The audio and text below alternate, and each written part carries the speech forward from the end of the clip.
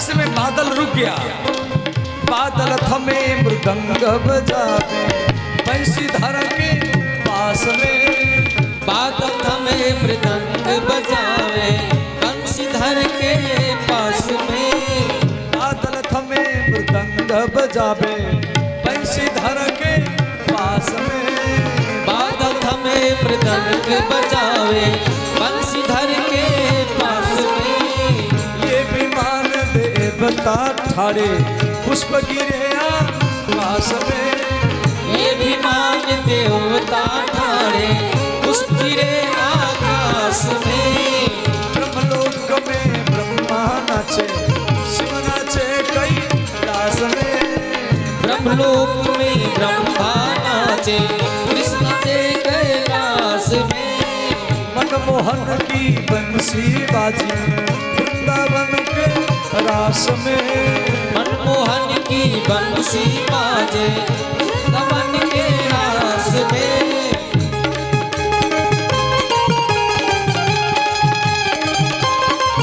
सब गाइए दोनों हाथ उठा के।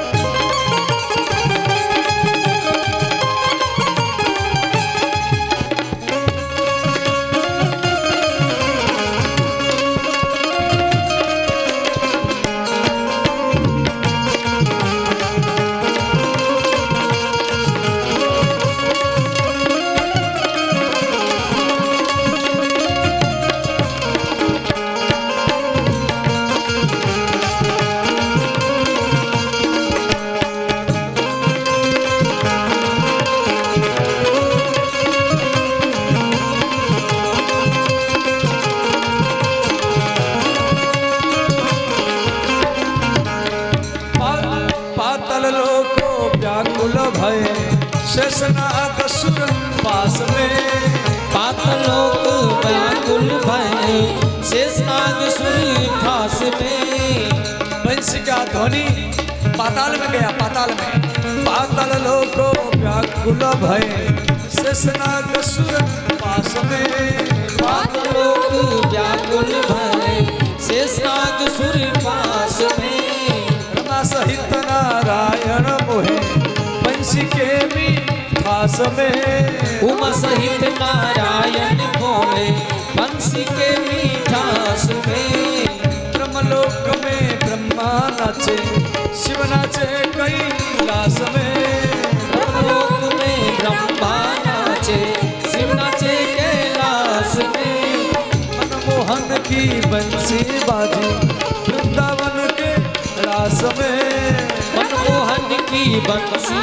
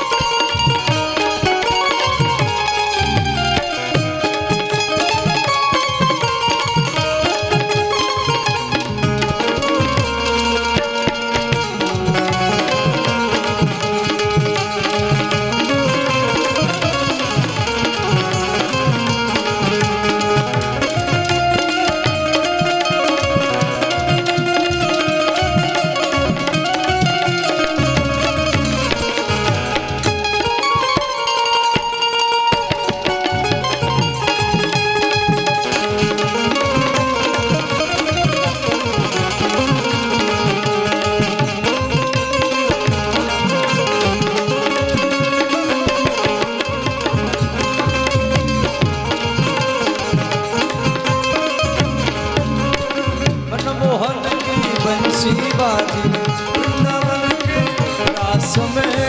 मनमोहन की बंसी बाजे वृंदावन के रास में। देखो भगवान महाराज कर रहे हैं, सारा ब्रह्मांड नाच रहा है। रास के मर्यादा के अनुसार आप नाचे या मत नाचे, आप थोड़ी देर के लिए सब अपने आसन से सब खड़े हो जाइए, सब खड़े हो जाइए।